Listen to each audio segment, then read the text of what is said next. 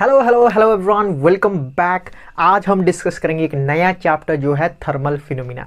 बढ़िया तरीके से इसका full revision one shot video आएगा और इसके बाद नेक्स्ट शॉट में हम लोग करेंगे इसका क्वेश्चन आंसर, है ना, डिस्कशन। तो ऐसे हमारा डबल शॉट लेक्चर सीरीज का ये सेकेंड चैप्टर थर्मल फिनोमिना। तो ये जो चैप्टर है इसका जो फर्स्ट टॉपिक जो हम डिस्कस करने वाले हैं वो है थर्मल एक्सपेंशन। क्या है जी भाई? ओ भाई सर, थर्मल एक्सपेंशन है सर। थर्मल एक्सपेंशन सर, ये थर्मल एक्सपेंशन होता क्या है भाई? थर्मल सर, थर्मल थर्मल माने सर हीट से रिलेटेड कुछ है सर। थर्मल माने हीट से रिलेटेड कुछ है।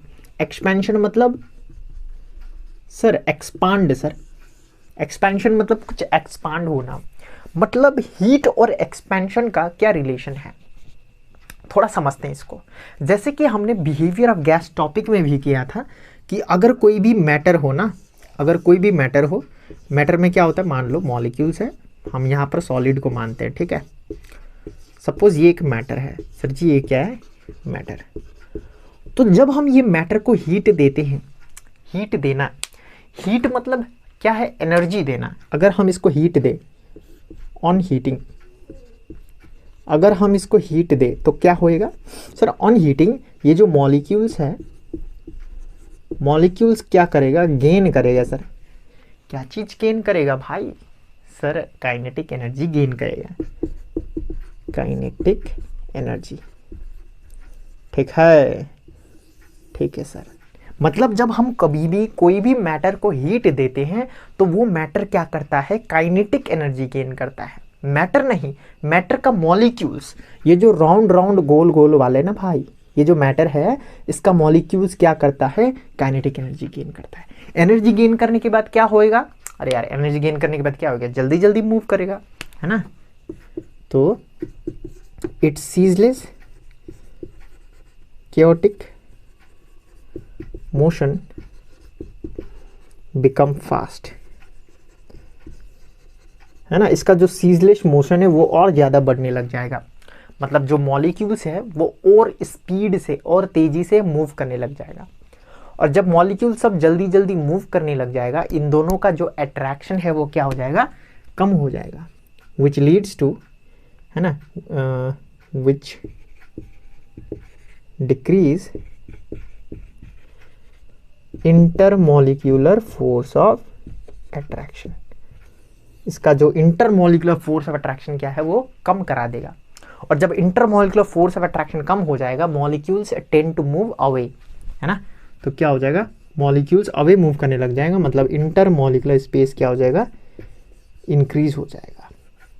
और इंटरमॉलिक्यूलर स्पेस इंक्रीज होना मतलब मॉलिक्यूल्स दूर दूर जाना, और मॉलिक्यूल्स दूर दूर जाना मतलब ही होता है expansion, which leads to, which lead to expansion. So this is the reason for thermal expansion. जब हम लोग, है ना, हीट देते हैं कोई भी मैटर को, let it be solid, liquid या फिर गैस, तो क्या होता है, वो जो मैटर है वो काइनेटिक एनर्जी गेन कर लेता है। और जब वो काइनेटिक एनर्जी गेन करता है तो वो बोलता है हम यहाँ का बादशाह है, और जल्दी जल्दी मूव करने लग जाता है। और जब जल्दी जल्दी मूव करता है, इन अट्रैक्शन बिटवीन मॉलिक्यूल्स कम हो जाता है। और जब अट्रैक्शन कम हो जाता है तो बीच में दरार आ जाता है ना। रिलेटेबल लग रहा है क्या? जब तुम्हारा और उसका अट्रैक्शन कम हो जाता है तो बीच में स्पेस बढ़ जाता है कि नहीं बढ़ता है? सर आपकी इस लाइन पे आगे हो, आगे आगे बढ़ते हैं, ठीक है। तो इंटरमॉलिक्यूलर स्पेस क्या हो जाता है, बढ़ जाता है, मतलब समझ गए ना, which leads to expansion, expansion हो जाता है, ठीक है। इसको लिख देते हैं, ऑन हीटिंग मैटर, कोई भी हो सकता है, सॉलिड, लिक्विड या फिर गैस, है ना, molecules gain kinetic energy which leads to increase in ceaseless chaotic motion of molecules. thereby increasing, thereby decreasing the intermolecular force of attraction। तुम फुल में लिखना, ठीक है, INTER, intermolecular force of attraction full में लिखना है तुमको। intermolecular force of attraction which results in increase in intermolecular space, therefore expansion occur। ठीक है, शायद तुमको समझ में आया। बहुत बढ़िया तरीके से मैंने तुमको यहाँ पर मैप के फॉर्म में भी दिया है, डायग्राम, फ्लो चार्ट्स के फॉर्म में और सेंटेंस के फॉर्म में भी। ठीक है, तो मॉलिक्यूल्स क्या करता है, गेन करता है काइनेटिक एनर्जी, इसको फेंक देना पड़ेगा। मॉलिक्यूल्स क्या करता है, काइनेटिक एनर्जी गेन करता है, which leads to increase in ceaseless chaotic motion, है ना, thereby decreasing intermolecular force of attraction which results in increase in intermolecular space. और इंक्रीज इन इंटरमॉलिकुलर स्पेस ही मतलब ही है एक्सपेंशन होना। ठीक है, शायद तुमको ये समझ में आया बहुत ही बेहतरीन तरीके से। अब आगे बढ़ते हैं, बायोमेटलिक स्ट्रिप को डिस्कस करते हैं। ठीक है, चलो भाई, बायोमेटलिक स्ट्रिप। हाँ,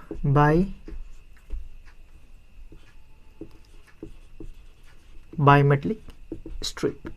ये बायोमेटलिक स्ट्रिप मतलब क्या है, एक ऐसा स्ट्रिप है ना जो दो मेटल से बना हो। बाई मतलब टू, है ना, बाई मतलब क्या है, टू, और मेटेलिक मतलब, अरे यार मेटेलिक मतलब तो मेटल है ना। इससे हम क्या समझ सकते हैं, टू मेटल से बना हुआ है ना, स्ट्रिप मेड अप ऑफ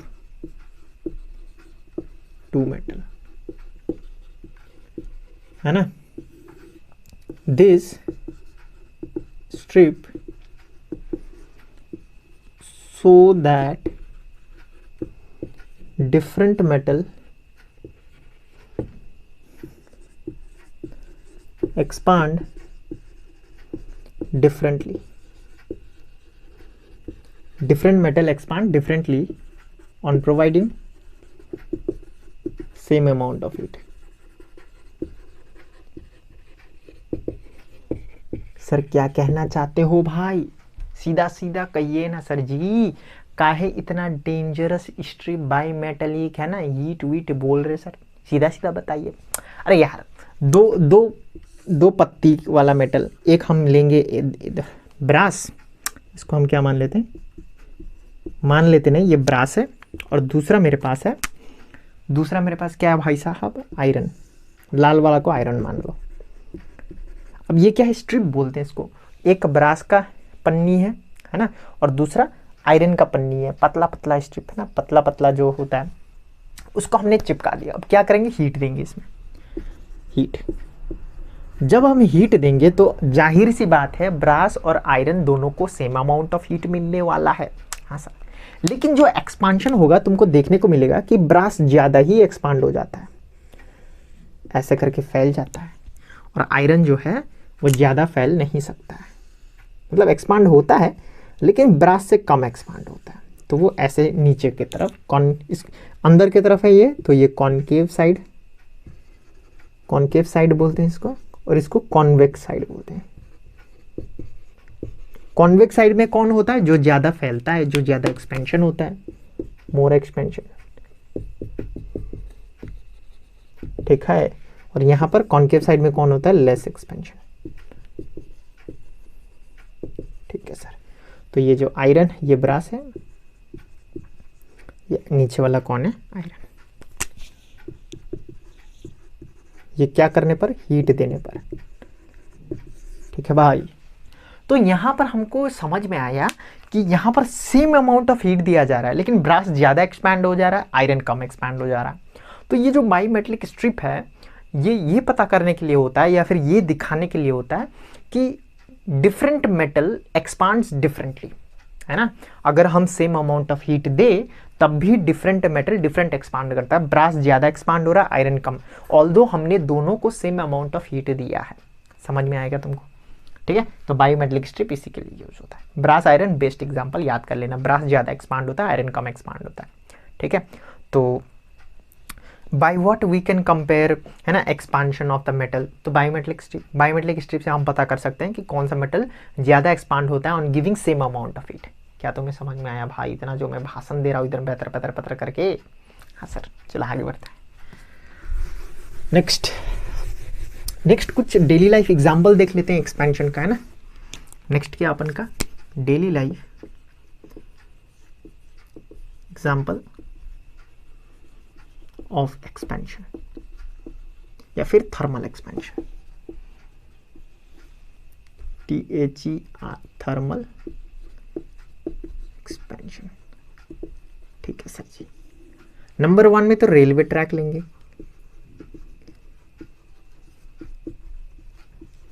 तो रेलवे ट्रैक में तुमने देखा होगा कि बीच बीच में क्या होता है, गैप छोड़ देता है ऐसे करके।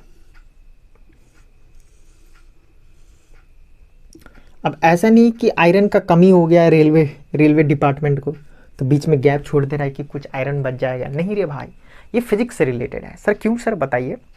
देखो, जो आयरन होता है ना, आयरन वो जब उसको हीट मिलता है तो वो एक्सपांड होता है, और जब ठंडा होता है तो वो कॉन्ट्रैक्ट होता है। समझ में आए? हाँ सर। तो ये जो गैप छोड़ा जाता है वो छोड़ा जाता है ताकि एक्सपेंशन हो तो वो जो आयरन है उसको जगह मिले एक्सपांड होने के लिए। जैसे कि फॉर एग्जांपल अगर हम कोई जगह नहीं छोड़ते, एकदम टाइट टाइट हम लोग आयरन का जो रेलवे है ऐसे करके लगवा देते हैं, तो मान लो ये जो मिडल वाला जो आयरन है वो गर्म हो गया और इसको एक्सपांड होना है, क्योंकि आयरन गर्म होगा तो एक्सपांड होगा ही ना। अभी तो हमने पढ़ा कि एक्सपांड क्यों होता है। तो अब इसका एक्सपांड होना जरूरी है, हीट होगा तो हाँ सर होएगा। अब अगर इसको जगह ही नहीं मिला एक्सपांड होने में तो वो क्या होगा, बाहर की तरफ बेंड हो जाएगा, इधर की तरफ या इधर की तरफ, है ना भाई। जैसे कि छोटा सा बेड है, तुम एकदम पैर फैला के नहीं सो सकते एक्सपांड हो गए, तो तुम क्या करते हो, पेड़ को बेंड कर देते हो, तो ये आयरन भी बेंड हो जाएगा बाहर की तरफ। और जब ये बाहर की तरफ हो जाएगा और ट्रेन आए तो फिर राम नाम सत्य हो जाता है, ऊपर चले जाते हैं हम एक की बार में, ऊपर का टिकट कट हो जाता है ना भाई। तो ऊपर का टिकट कट ना हो इसलिए यहाँ पर हम क्या छोड़ते हैं, गैप छोड़ते हैं। क्यों? है ना, to nullify the effect of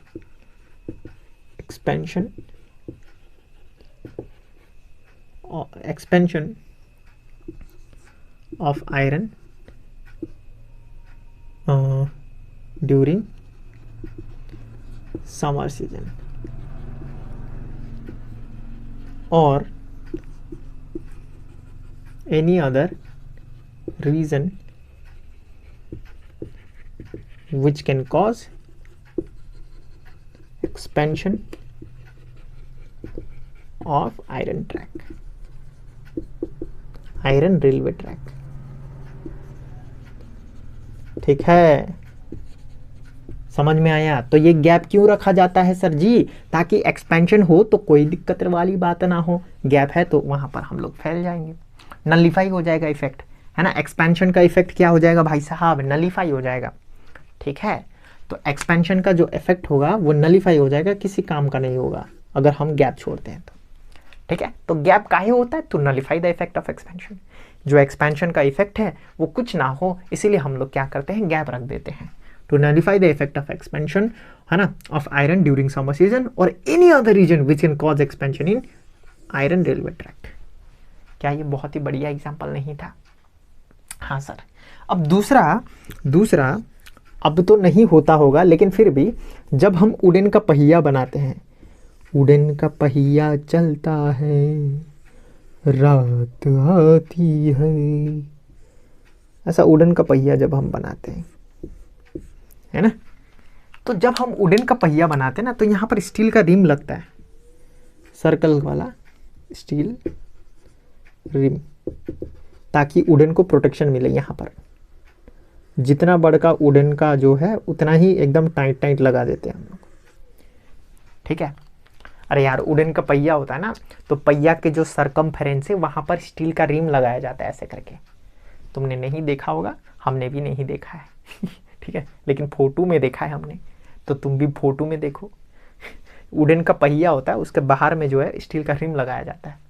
तो अगर हम एकदम जितना वुडन का रिम है, वुडन जो व्हील है, सेम साइज का अगर हम स्टील का रिम यहाँ पर घुसाने का ट्राई करें तो बहुत ही मुश्किल होता है भाई।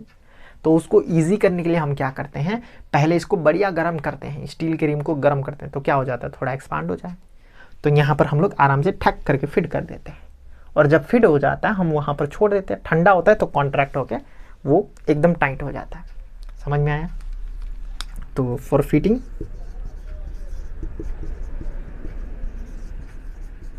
Steel rim on wooden wheel. ठीक है, समझ में आया होगा। अगर जितना साइज है वो वहीं पर फिट नहीं होगा, इसको पहले गर्म करेंगे, थोड़ा बड़का होगा, यहाँ पर रख देंगे, ठंडा होने पर ये चिपट जाएगा इसमें। ठीक है सर, और बताइए सर। और अगर बॉटल का कैप एकदम टाइट हो गया और जो बॉटल है ना, ये बॉटल है मान लो, और इसका ये जो कैप है वो एकदम से टाइट बंद हो गया, और जो ये कैप है वो क्या है, मेटल का कैप। तो अगर हमें इसको खोलना है तो बहुत टाइट हो गया, तो हम क्या करेंगे, इसको हीट कर देंगे, तो क्या बड़का हो जाएगा, तो आराम से खुल जाएगा। Tight metal cap can be opened easily, है ना, can be opened easily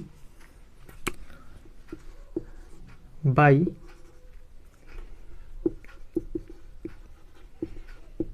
expanding it by heating. ठीक है सर। सर और कोई बताइए, और कोई एग्जांपल तो याद नहीं आ रहा है। चलो इतना ही है, इतना याद कर लो, काम हो जाएगा। ठीक है, ठीक है सर, याद हो जाएगा। और भी तुम देखो एग्जांपल, अगर बुक में है तो कर लेना। ठीक है, बहुत ही सिंपल है ये, क्या ही इतना टेंशन लेना है ना। चलो आगे बढ़े क्या भाई? ठीक है, आगे अपन का क्या है, आगे अपन का है बायोमेट्रिक स्ट्रिप भी हो गया, ये भी हो गया, है ना। अब बचा है टाइप ऑफ एक्सपेंशन। तो हम लोग क्या करेंगे अब, type of expansion. Type of expansion, देखो मैंने तुमको बताया है कि जो एक्सपेंशन होता है वो कहाँ पर होता है, मैटर में सर, सॉलिड में होता है, लिक्विड में होता है, गैस में होता है। तो वही सब हमको सीखना है। तो पहले हमको सीखना है एक्सपेंशन इन सॉलिड, फिर expansion in solid, expansion in liquid, expansion in gas, बस यही सीखना है। और जो सॉलिड होता है ना भाई, सॉलिड, उसमें हमें 3 टाइप का एक्सपेंशन सीखना है। एक है लीनियर एक्सपेंशन, एक होता है सरफेस एरिया एक्सपेंशन, और एक होता है वॉल्यूम एक्सपेंशन। मतलब सॉलिड में हमको लीनियर एक्सपेंशन भी देखना है, लीनियर एक्सपेंशन मतलब एक्सपेंशन इन लेंथ, और सरफेस एरिया एक्सपेंशन भी देखना है, मतलब इंक्रीज इन सरफेस एरिया कितना हुआ है। वॉल्यूम एक्सपेंशन भी देखना है कि वॉल्यूम कितना इंक्रीज हुआ है। लेकिन जो लिक्विड और गैस है उसमें सिर्फ वॉल्यूम वाला करना है हमको, क्योंकि जो लिक्विड होता है उसका कोई लीनियर नहीं होता, लेंथ नहीं होता। लिक्विड का कोई लेंथ होता है क्या भाई? नहीं सर, लिक्विड का कोई लेंथ नहीं होता है। Liquid have only fixed volume. तो हम इसका सिर्फ क्या करेंगे, वॉल्यूम एक्सपेंशन, इसका सिर्फ वॉल्यूम एक्सपेंशन करना है। गैस का भी सिर्फ वॉल्यूम एक्सपेंशन। तो हमको टोटल 5 पढ़ना है, linear expansion of solid, surface area expansion of solid, volume expansion in solid, फिर volume expansion liquid, volume expansion solid. अपन का एक्सपेंशन जो है खत्म हो जाएगा। उसके बाद हम लोग जाएंगे थर्मल कंडक्टिविटी में। चलो सर बातें ज़्यादा मत करिए सर, थोड़ा आगे बढ़िए, है ना, वन शॉट है तो फटाफट चैप्टर खत्म करें, मज़ा ही आ जाएगा। ठीक है, टाइप ऑफ एक्सपेंशन। तो बेसिकली 3 टाइप ऑफ एक्सपेंशन हमको देखने को मिलता है, लीनियर, सरफेस एरिया और वॉल्यूम, है ना। Linear expansion, surface area expansion,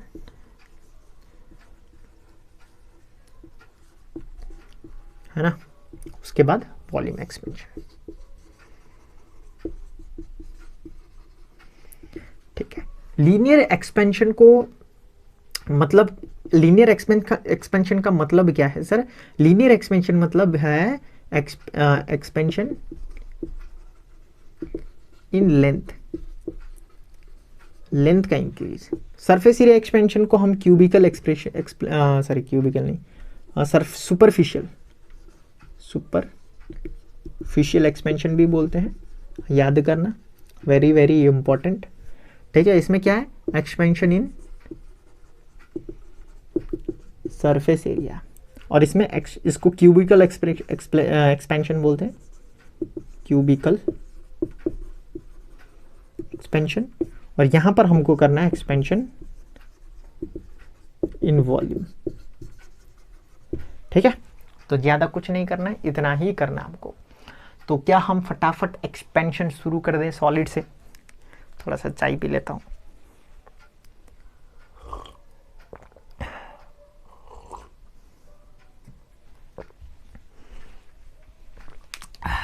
चलो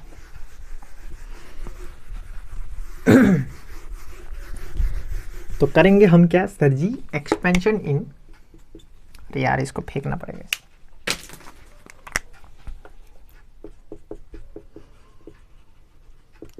एक्सपेंशन इन सॉलिड। तो एक्सपेंशन इन सॉलिड में हम लोग सबसे पहले करेंगे कोएफिशिएंट ऑफ लीनियर एक्सपेंशन, इसको बोलते हैं अल्फा। कोएफिशिएंट ऑफ, यार सर जी क्या बोल रहे हैं sir? Coefficient of linear expansion. Linear expansion मतलब क्या? Increase in length. ठीक है सर जी। तो मान लो मेरे पास क्या है, ये है मेरा एक सॉलिड। तो जब मैंने इसको हीट किया तो ये क्या हो गया सर जी? एक्सपांड हो गया। तो मान लो ये इनिशियल है, ये फाइनल है। ठीक है सर। तो इसका जो इनिशियल लेंथ मान लेते हैं L1, फाइनल लेंथ मान लेते हैं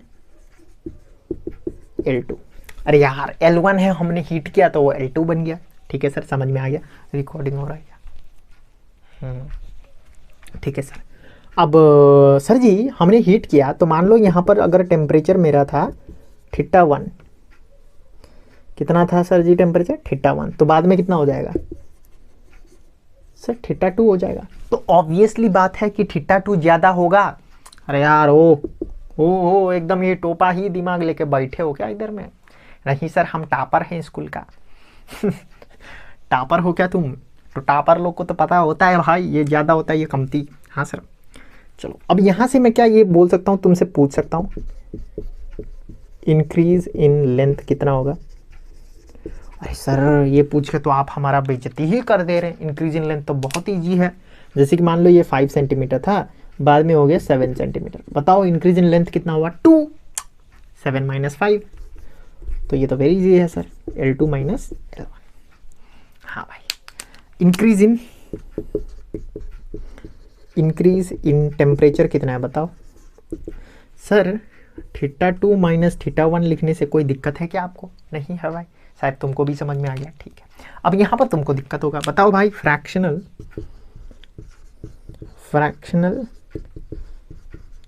इंक्रीज इन लेंथ कितना होगा? अरे सर आप क्या फ्रैक्शन बोल रहे हैं सर जी? ये तो हमारा सर के ऊपर से चला जाता है, हमको समझ में नहीं आता है सर जी। Increase, fractional increase in length, तो very easy. Increase in length कितना हुआ? L2 - L1 डिवाइडेड बाय पुराना लेंथ कितना था? L1। इसको हम बोलते हैं फ्रैक्शनल इंक्रीज इन लेंथ। याद कर लो भाई, इसको बोलते हैं फ्रैक्शनल इंक्रीज इन लेंथ। कितना इंक्रीज हुआ, पहले कितना था? ठीक है, फ्रैक्शनल इंक्रीज इन लेंथ मतलब कितना इंक्रीज हुआ, इतना, कितना में से? L1 में से। इसको बोलते हैं फ्रैक्शनल इंक्रीज इन लेंथ। ठीक है भाई? ठीक है सर, समझ में आ गया। अब नेक्स्ट देखो, मेरा बात ध्यान सुनो। जब हम इतना टेम्परेचर इंक्रीज करवाते हैं, ये ना भाई इंक्रीज इन टेम्परेचर, हाँ सर, जब हम इतना टेम्परेचर इंक्रीज कराते हैं, फ्रैक्शनल इंक्रीज इतना होता है।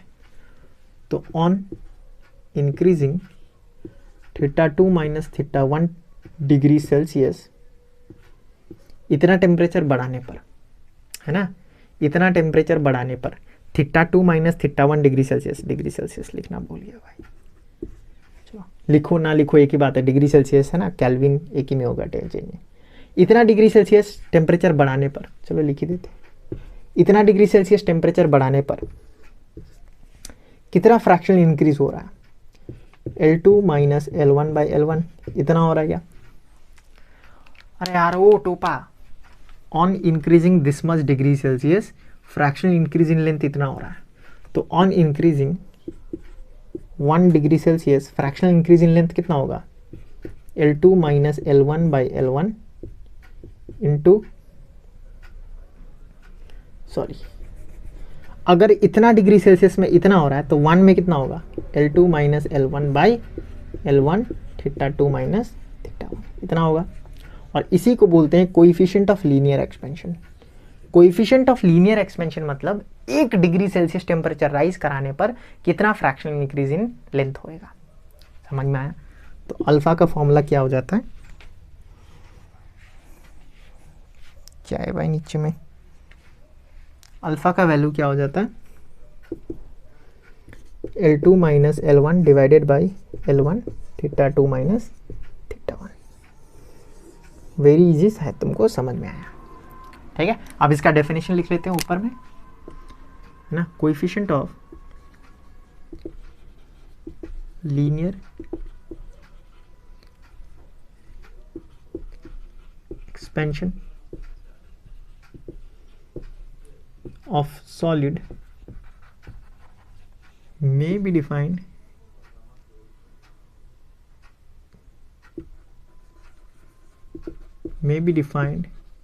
as the fractional increase in length of solid per degree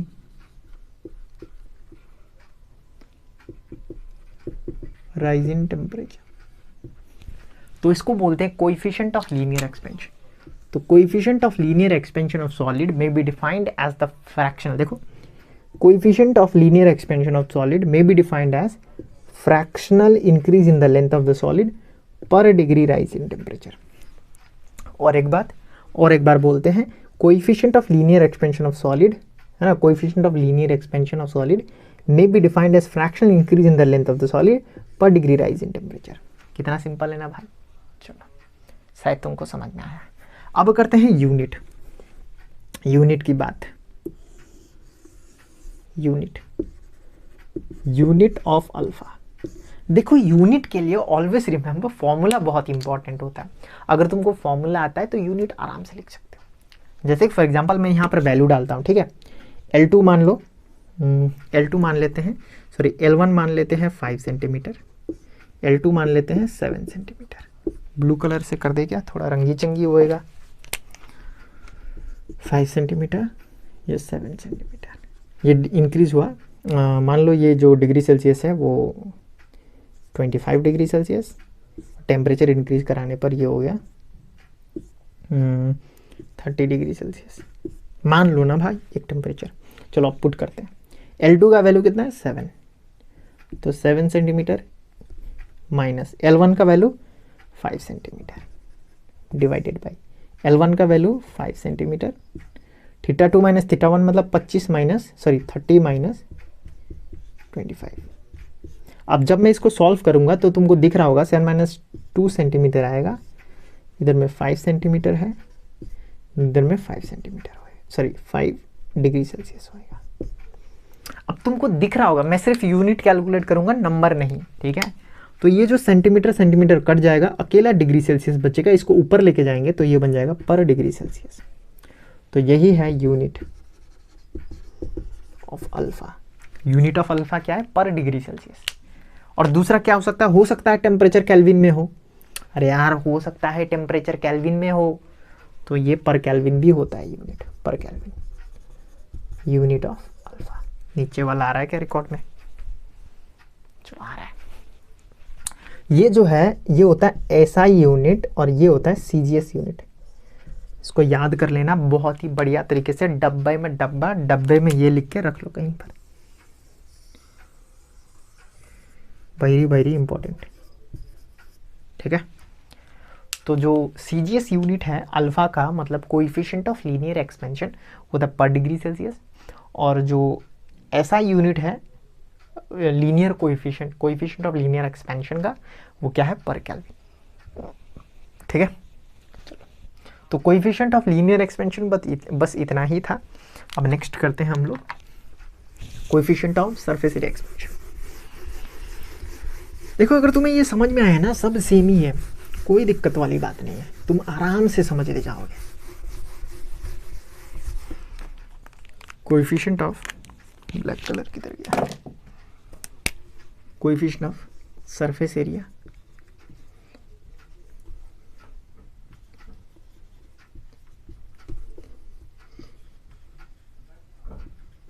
beta बोलते हैं इसको, ठीक है।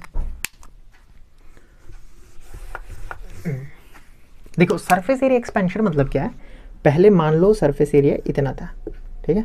अब जब हम इसको हीट करेंगे तो ऑब्वियसली इसका सरफेस एरिया बढ़ेगा ना भाई, हाँ सर बढ़ जाएगा ऑब्वियसली। तो मान लो ये इनिशियल है और ये क्या है फाइनल, ठीक है सर। इनिशियली में मान लो एरिया जो है वो A1 है, बाद में क्या हो जाएगा एरिया, ऑब्वियसली बात सर A2 हो जाएगा, इसमें कोई शक वाली बात नहीं है। अब यहाँ पर जो हम टेम्परेचर लेंगे वो मान लो θ1 है, बाद में जो टेम्परेचर हो जाएगा वो θ2 हो जाएगा। देखो कुछ कुछ बुक में T1 T2 लिखा होगा तो मान लेना अपने हिसाब से, ठीक है। चलो तो इंक्रीज इन सरफेस एरिया कितना होगा, अरे यार ये तो बोलने वाली बात ही नहीं है। इंक्रीज इन टेम्परेचर, अरे यार ये भी कोई पूछने वाली बात है sir. Fractional increase in surface area, अब भी नहीं आता क्या भाई, नहीं आता है तो एक काम करो, वॉशरूम जाओ, चुल्लू भर पानी ऐसे करके लो और उसमें डूब जाओ, और हमको भी शांति दो, अपने को भी शांति दो जिंदगी से, है ना। बताओ भाई क्या होगा सर, इंक्रीज इन एरिया और पहले कितना था बस, ठीक है। चलो आगे बढ़ो। अब फिर वही सोचना है कि इतना टेम्परेचर इंक्रीज कराने पर इतना surface area, fractional surface area increase हो रहा है। तो on increasing θ2 minus θ1 degree Celsius कितना एरिया इंक्रीज हो रहा है, A2 माइनस A1 बट्टे A1, इतना इंक्रीज हो रहा है, ठीक है। तो 1 डिग्री सेल्सियस राइज कराने पर on increasing 1 degree Celsius temperature, sorry जो सरफेस एरिया वो कितना इंक्रीज होगा, A2 minus A1 divided by A1 θ2 minus θ1, और इसी को ही क्या बोलते हैं, बीटा।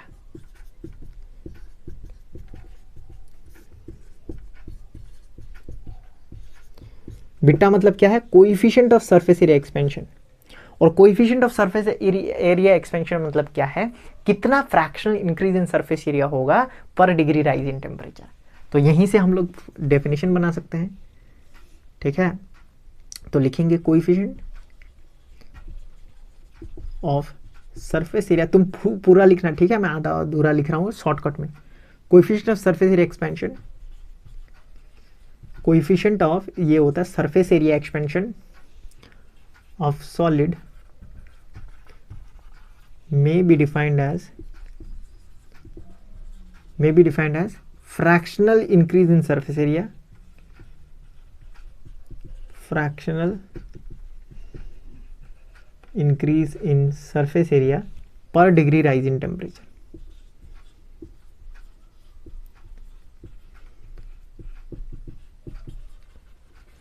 ठीक है। coefficient of surface area expansion, coefficient of surface area expansion may be defined as the fraction increase in surface area per degree rise in temperature। और इसका भी यूनिट वही होगा जो पहले था, एरिया का यूनिट कट हो जाएगा, बचेगा पर केल्विन इन SI, और दूसरा पर डिग्री सेल्सियस इन CGS। क्या तुम्हें इतना समझ में आया? बहुत ही बढ़िया, ऊपर का आ रहा है क्या? बहुत ही बढ़िया बेहतरीन तरीके से मैंने लिखवाया है, ठीक है। थोड़ा सा चाय पी लेता हूं।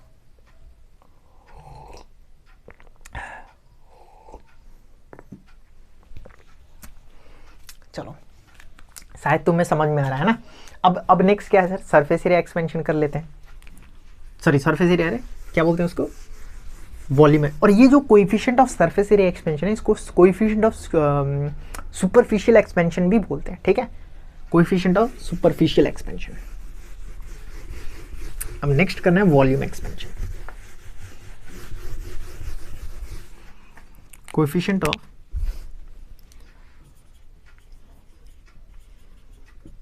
वॉल्यूम एक्सपेंशन,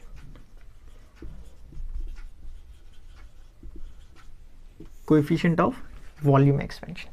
देखो वॉल्यूम एक्सपेंशन में क्या है भाई, एक वॉल्यूम बनाना है ना। जब हम इसमें हीट देंगे तो इसका वॉल्यूम बढ़ जाएगा ऑब्वियसली, बढ़ गया हीट देने पर। तो ये इनिशियल और ये फाइनल। इनिशियल में मान लो वॉल्यूम कितना है V1, फाइनल में वॉल्यूम V2 है ना। इधर में वॉल्यूम V1, उधर में वॉल्यूम V2। टेम्परेचर इधर में कितना होएगा सर जी, टेम्परेचर मान लो θ1 है, इधर में टेम्परेचर मान लो θ2। ऑब्वियसली θ2 ज़्यादा होगा ना भाई, हीट देके बना रहे उधर में। तो increase in volume, increase in volume कितना होएगा सर, V2 माइनस V1 होएगा। इंक्रीज इन टेम्परेचर कितना होएगा, अरे यार बताओ ना भाई, θ2 माइनस θ1 होएगा क्या, ओ भाई ओ हाँ सर होगा, एकदम ही टोपा ही होगा। नहीं सर हम तो टॉपर हैं, हम तो टॉपर हैं सर, सब टाप के लिख लेते हैं, टॉपर नहीं topper. Fractional increase in volume V2 minus V1 by V1। अब भी नहीं आ रहा है क्या ये किसी को, बताओ भाई मेरे को, अब भी नहीं आ रहा है क्या सर जी, आप तो क्या ही कर दे रहे एकदम से, V1 लिख दे रहे नीचे में। ओ भाई चलो, अब ये बोलने का तो मौका ही नहीं देना चाहिए था कि इन इंक्रीजिंग या फिर on increasing θ2 minus θ1 degree Celsius volume increases by V2 minus V1 by V1। तो 1 डिग्री सेल्सियस राइज कराने पर V2 minus V1 divided by V1 θ2 minus θ1 होगा। और इसी को बोलते हैं कोएफिशिएंट ऑफ वॉल्यूम एक्सपेंशन, इसको बोलते हैं gamma. Gamma is equal to V2 minus V1 by V1 θ2 minus θ1। इसको क्या बोलते हैं, कोएफिशिएंट ऑफ वॉल्यूम एक्सपेंशन। ठीक है, डेफिनेशन लिख लेते हैं इधर में ही, coefficient of volume expansion of solid may be defined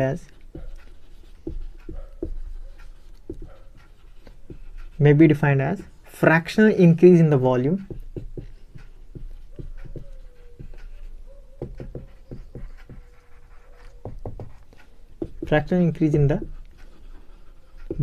of solid per degree rise in temperature, per degree rise in temperature. इसको क्या बोलते हैं, कोएफिशिएंट ऑफ वॉल्यूम एक्सपेंशन। इसको क्या बोलते हैं, कोएफिशिएंट ऑफ वॉल्यूम एक्सपेंशन। देखो एक बार फिर से सुन लो, फॉर्मूला से देखो, coefficient of volume expansion may be defined as fractional increase in the volume of the solid per degree rise in temperature, per degree rise in temperature. ठीक है, fractional increase in the volume of the solid per degree rise in temperature को क्या बोलते हैं, coefficient of volume expansion. और इसका unit भी वही सेम टू सेम, वॉल्यूम का यूनिट कट जाएगा, बाद में बचेगा पर केल्विन इन SI और पर डिग्री सेल्सियस इन CGS। ठीक है, चलो शायद तुमको समझ में आ रहा है। समझे कि नहीं समझे भाई? हाँ सर बढ़िया तरीके से समझे, इसमें कोई दिक्कत वाली बात नहीं है सर। तो यही है अपना coefficient of volume expansion, coefficient of linear expansion, coefficient of superficial expansion. ठीक है, चलो अब यहां पर हम एक चीज और सीखेंगे यहां पर कि change in degree Celsius in change in kelvin जो है वो बराबर ही होता है। ठीक है, चेंज इन टेम्परेचर जब हम बात करते हैं तो चेंज इन टेम्परेचर मतलब क्या है, टेम्परेचर कितना डिग्री सेल्सियस से चेंज हुआ या फिर कितना केल्विन से चेंज हुआ। तो ये जो चेंज इन केल्विन है is same for kelvin for degree Celsius. ठीक है, चाहे वो फ़ारेनहाइट भी हो तो भी सेम होगा, लेकिन ये जो चैप्टर है, इसमें ज़्यादातर हम लोग केल्विन और डिग्री सेल्सियस का ही बात करते हैं, तो उसी का बात करेंगे, ठीक है। केल्विन और डिग्री सेल्सियस में जो भी चेंज हो, जैसे फॉर एग्जांपल अगर मान लो मेरे पास जो है 37 डिग्री सेल्सियस है, या फिर मान लो 27 डिग्री सेल्सियस है, ठीक है। बाद में टेम्परेचर जो है वो हो गया 37 डिग्री सेल्सियस। तो बताओ चेंज इन टेम्परेचर कितना है? चेंज इन टेम्परेचर बताओ कितना है? Sir very easy, how to calculate change in temperature? 37 minus 27, 10 degree Celsius change हुआ सर। अगर यही वैल्यू केल्विन में हो तो 27 को कितना केल्विन बोलते हैं? 27 प्लस 273, 7 8 9 10, 7 8 9 10, 300। तो ये जो है वो 300 केल्विन होएगा। अगर इसको कन्वर्ट किया जाए तो 310 केल्विन होएगा। करो भाई, 273 प्लस 37, 7 8 9 10 11, है ना। तो चेंज इन टेम्परेचर कितना हुआ देखो, 10 केल्विन। तुमको दिख रहा है क्या? जो चेंज हुआ ना उसका वैल्यू हमेशा सेम होता है, समझ में आया? तो जब हम θ2 माइनस θ1 करते हैं ना, जब हम θ2 माइनस θ1 करते हैं, भले ही वो केल्विन में हो, भले ही वो डिग्री सेल्सियस में हो, दोनों का मैग्नीट्यूड क्या आएगा? सेम ही आएगा। समझ में आया? तो कोई दिक्कत वाली बात नहीं, ठीक है। ये क्वेश्चन शायद पूछा भी था कि change in degree Celsius in kelvin is same, तो हाँ सेम होता है, कोई दिक्कत वाली बात नहीं है। वहाँ पर नो नहीं लिखना है कि नहीं सर डिग्री सेल्सियस में तो कमती वैल्यू होता है, केल्विन में तो 200 से ही चालू हो जाता है, ऐसा दिमाग नहीं लगाना है भाई, ठीक है। तुमको दिख रहा है क्या है? टेम्परेचर जो है डिग्री सेल्सियस में जब मैंने चेंज निकाला तो 10 डिग्री सेल्सियस आया, और उसी टेम्परेचर को मैंने जब केल्विन से चेंज निकाला तब भी 10 केल्विन का चेंज आया।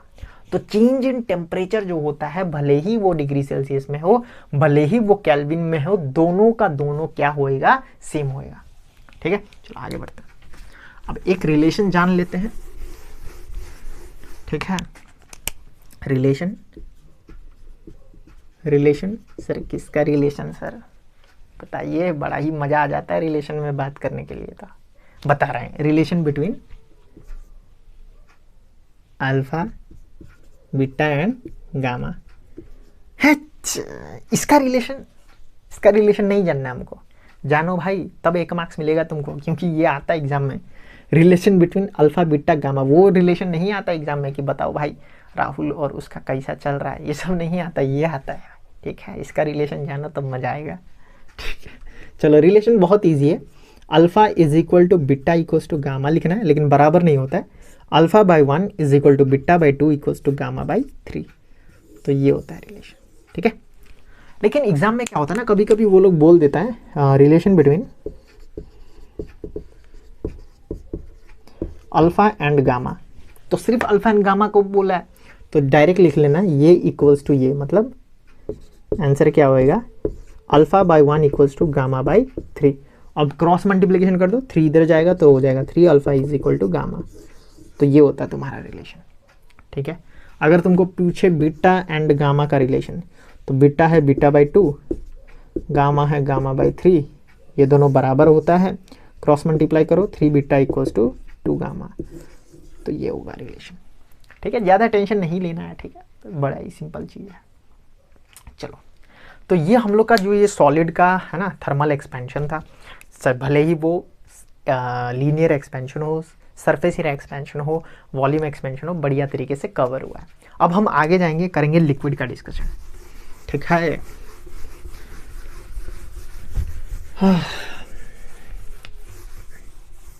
चलो, थर्मल एक्सपेंशन इन लिक्विड।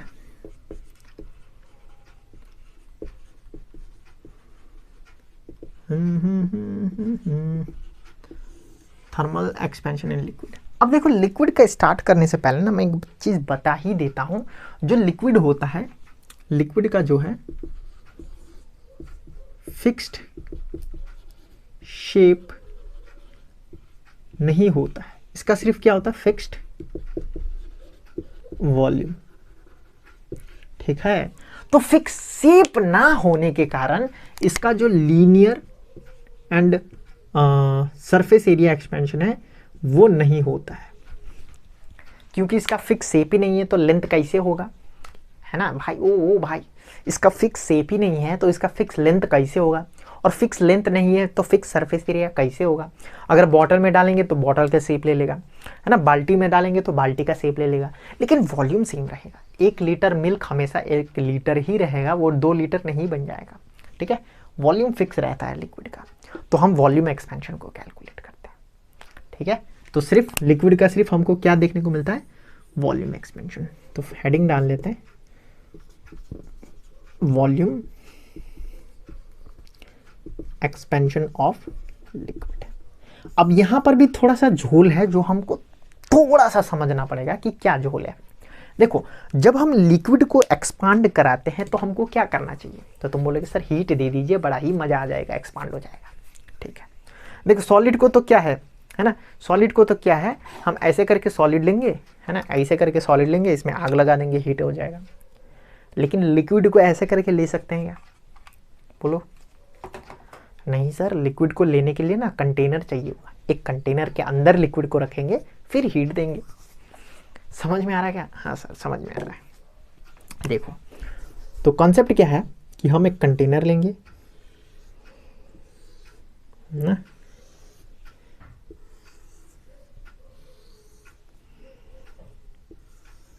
एक कंटेनर लेंगे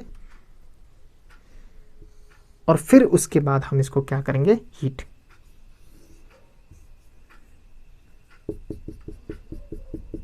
करेंगे। और यहां पर जो लिक्विड रखा हुआ है, लाल लाल लिक्विड रखा हुआ है, ठीक है, इधर में इतना,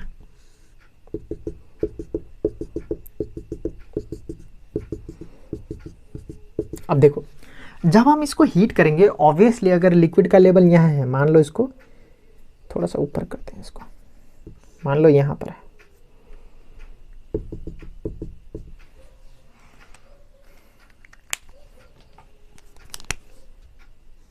ठीक है सर।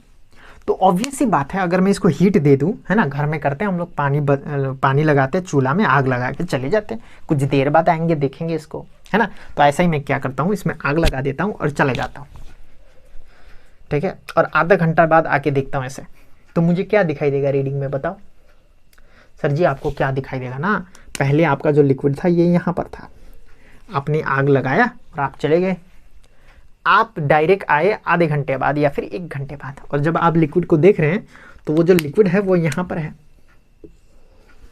कहानी समझ में आएगा भाई, हेलो हेलो हेलो, हाँ सर। तो मान लो इसको अभी के लिए बी, मतलब मुझे लगेगा कि एक्सपेंशन कितना हुआ है, ए से बी में हो गया एक्सपेंशन, ठीक है। लेकिन बर्तन मेरे को क्या बोलेगा, ओ उल्लू भाई इधर देखो, तुम एकदम से उल्लू ही बन जा रहे हो, क्यों। अरे बर्तन बोलेगा मेरा भी तो एक्सपेंशन हुआ है ना भाई, मैं भी तो पीसा हूँ, आग ने मेरे को भी तो पेला है, तुम भी तो देखो मेरे को। तो मेरा दिमाग छनकेगा, अरे हाँ ये जो बर्तन है वो भी तो एक्सपांड हुआ होगा। अरे यार सॉलिड का एक्सपेंशन नहीं होता है जब हीट करते हैं, तो जो बर्तन रखा हुआ है, जो बर्तन है, पानी है, वो बर्तन भी तो एक्सपांड हुआ होगा। हाँ हाँ, तो फिर मैं दिमाग लगाता हूँ, मैं क्या बोलता हूँ, अरे इसको हटाओ, ए से बी में नहीं गया, थोड़ा रुको, थोड़ा दिमाग लगाते हैं। सर क्या दिमाग लगाएंगे, अब मैं क्या करूँगा, दिमाग लगाऊंगा। सर मैंने क्या किया, आग लगाया और आग में ये पानी उबलने लगा, लेकिन डायरेक्टली पानी नहीं उबलना स्टार्ट हो जाएगा, पहले हीट कौन होगा, बर्तन। अरे यार पहले तो बर्तन को ही मार मिलेगा ना, हाँ। तो आग लगाते ही बर्तन को हीट मिलने लग जाता है और बर्तन क्या होने लग जाता है, एक्सपांड। अब थोड़ा सा दिमाग लगाओ, अगर बर्तन एक्सपांड हो जाए तो लिक्विड का लेवल क्या हो जाएगा, कम हो जाएगा क्या थोड़ा सा। हाँ सर, क्योंकि मैंने जब आग जलाया ना सर, आग जलाया ना यहाँ पर, तो आग जलाने से ये बर्तन पहले एक्सपांड होगा, क्योंकि बर्तन पहले हीट होगा।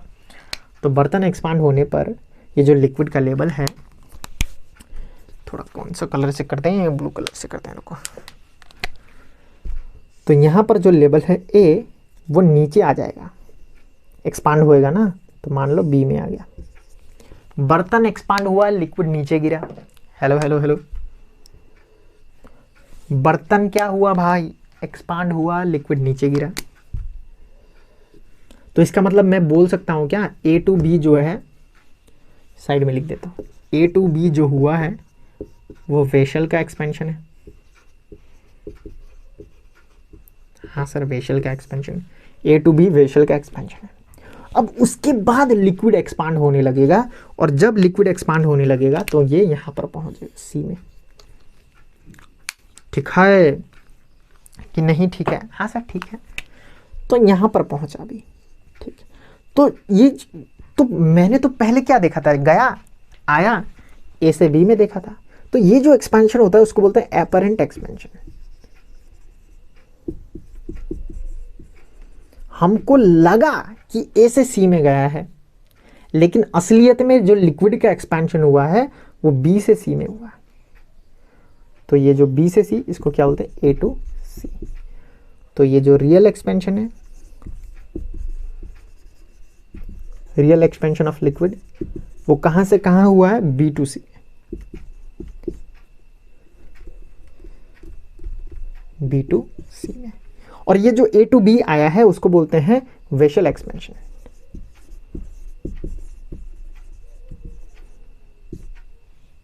ए टू बी, ठीक है भाई। तो हम यहां पर क्या लिखेंगे, जो रियल एक्सपेंशन है बी सी, रियल एक्सपेंशन जो है बी से सी में जाने वाला लिक्विड का रियल एक्सपेंशन, वो किसके बराबर होगा, ए टू सी मतलब एपरेंट एक्सपेंशन प्लस वेशल का expansion.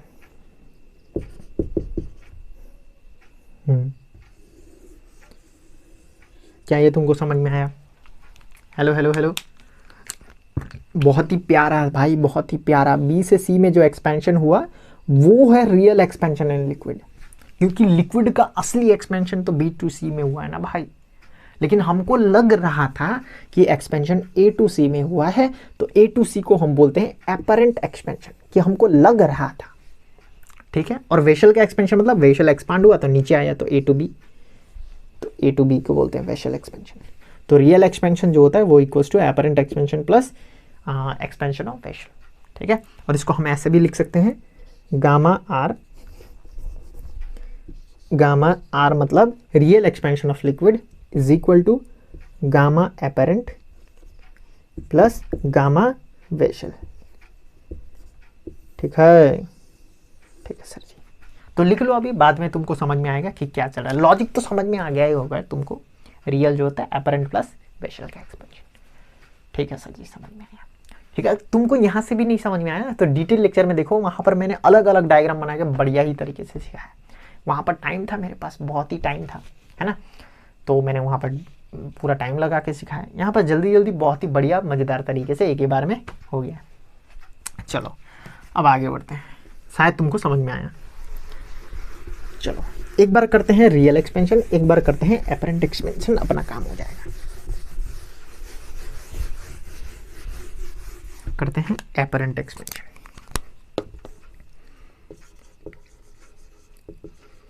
Coefficient of apparent expansion of liquid.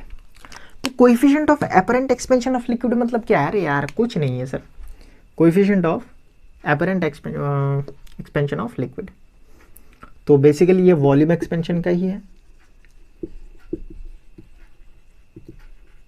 ना। अब देखो, इसको भी एक डायग्राम बना के बढ़िया तरीके से सिखाई देता हूँ तुमको, है ना। छोटा सा डायग्राम बनाएंगे, एकदम बढ़िया नहीं, ठीक है, एकदम बढ़िया बढ़िया, एकदम छोटा मोटा डायग्राम।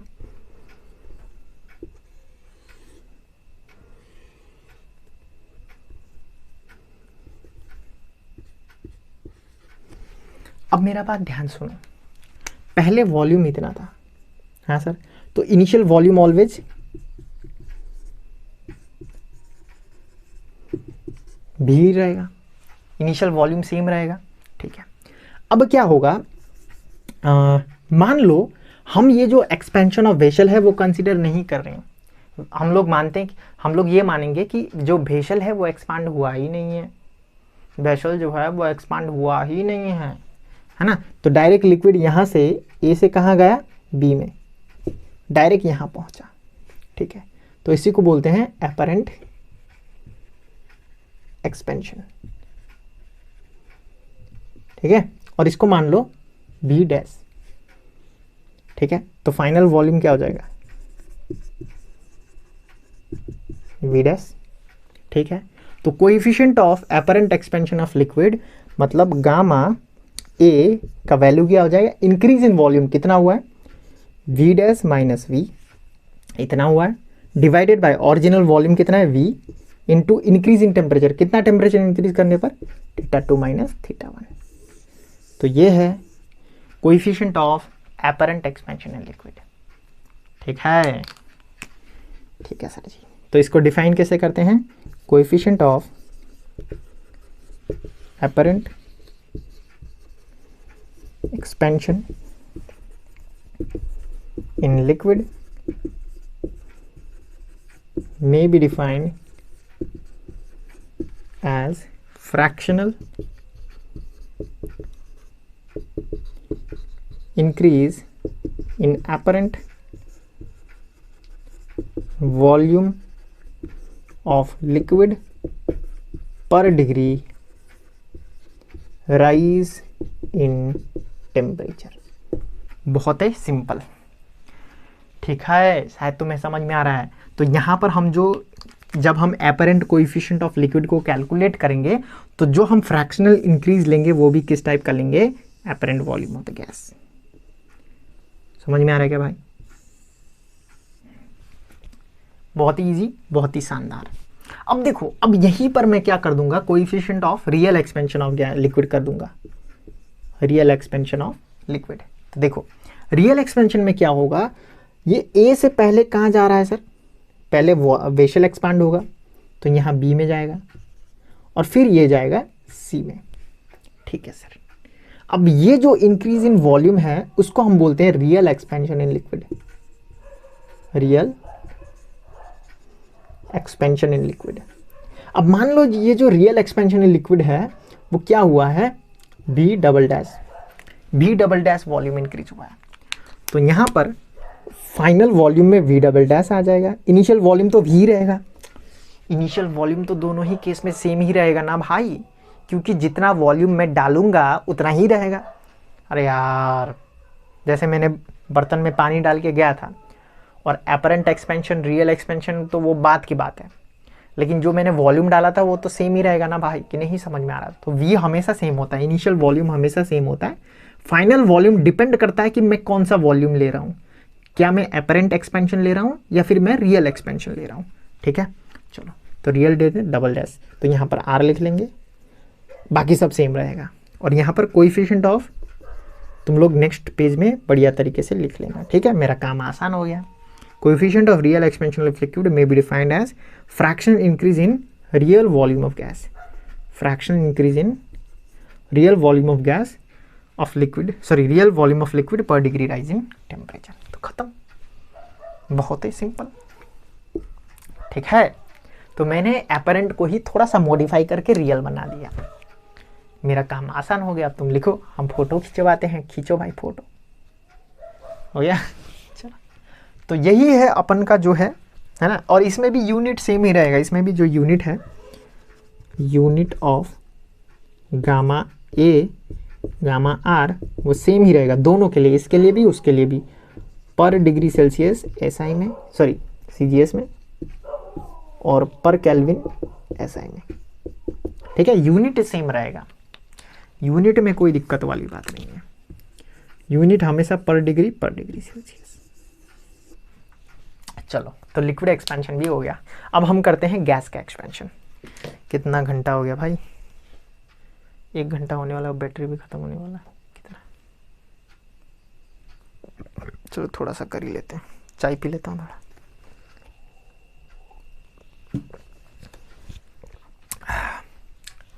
चलो अब करते हैं गैस का एक्सपेंशन।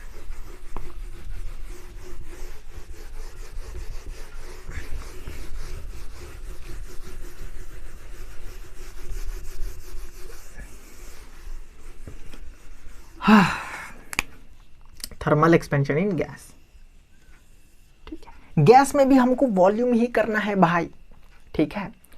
लेकिन सर आपने तो बोला था कि गैस का तो वॉल्यूम भी फिक्स नहीं होता है। हाँ, लेकिन जो वॉल्यूम ऑफ द गैस होता है वो किसके बराबर होता है? वॉल्यूम ऑफ द कंटेनर के।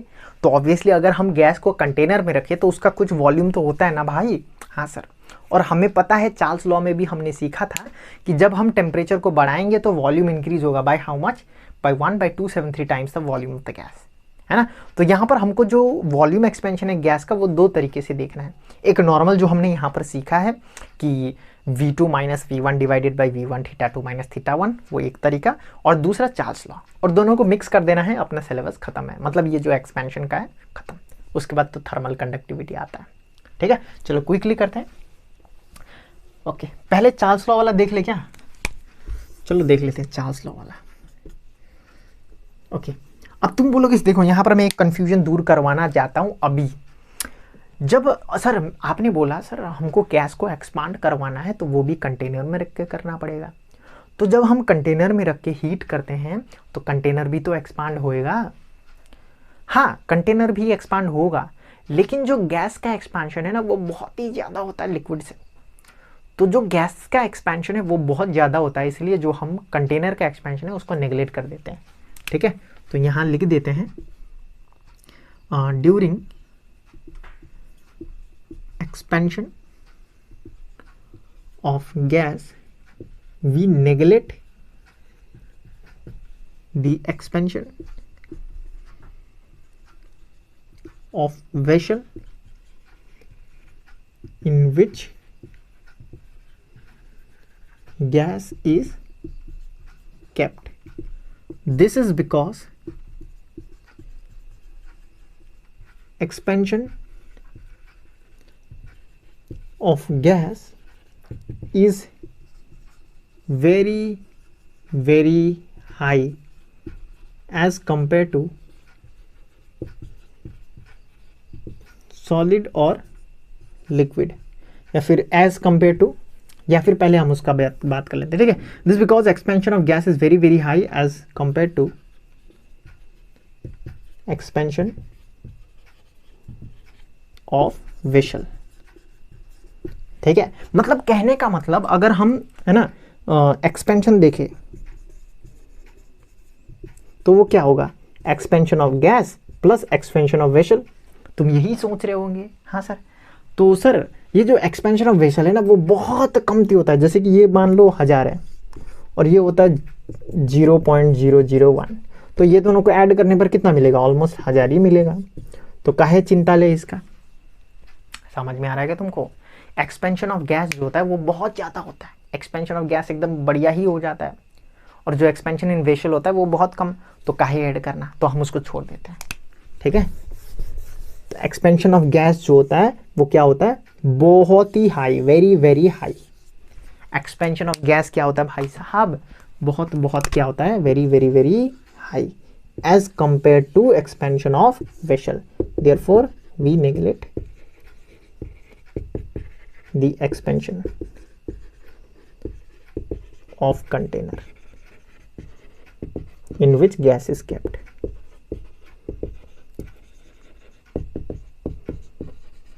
ठीक है, समझ में आया क्या तुमको थोड़ा सा? तो देखो बहुत ही मजेदार तरीके से मैंने तुमको बहुत ही बढ़िया लॉजिक बताया। ठीक है, चलो तो इसको नेग्लेक्ट कर देते हैं, नेग्लेक्ट। ठीक है, चलो अब आओ इधर में चार्ल्स लॉ। चार्ल्स लॉ क्या बोलता है भाई? सर चार्ल्स लॉ बोलता है सर जी बहुत ही इजी कि अगर कोई भी गैस 0 डिग्री सेल्सियस में है और अगर हम उसका टेम्परेचर को 1 डिग्री सेल्सियस से राइज करें तो वॉल्यूम भी राइज होगा by 1/270 times the original volume of the gas. और अगर हम टेम्परेचर को डिक्रीज कर दे बाय 1 डिग्री सेल्सियस तो वॉल्यूम भी डिक्रीज होएगा by 1/270 times the original volume of the gas. अब तो याद हो जाना चाहिए भाई, बिहेवियर ऑफ गैस में इतना पढ़ लिया। ठीक सर, आप तो रैप ही दे रहे हैं। चलो, Charles law state that for fixed amount of gas at constant pressure, fixed amount of gas at constant pressure, Charles Law state that for fixed amount of gas at constant pressure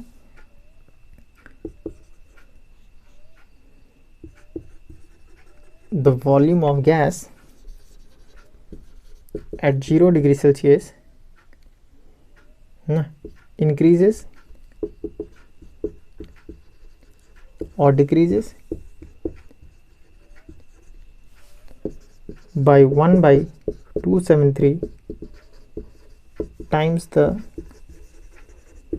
volume of gas times the volume of the gas लिख देने से volume of gas with पर degree